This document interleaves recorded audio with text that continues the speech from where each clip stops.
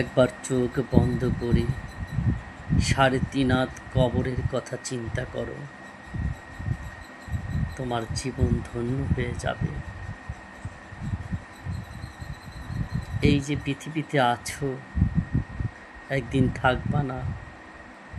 তোমার বাবা যেমন নাই, তোমার মা নেই, তোমার দাদা নেই, দাদি নাই, একদিন তুমিও থাকবা না। কার জন্য মায়া করো? নিজের জন্য, তোমার সন্তানের জন্য, অর্থ সম্পত্তির জন্য?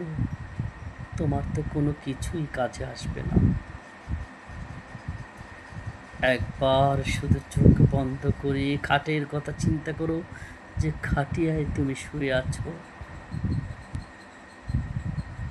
আর তুমি শূন্য, কিছুই তোমার সঙ্গে যাচ্ছে না।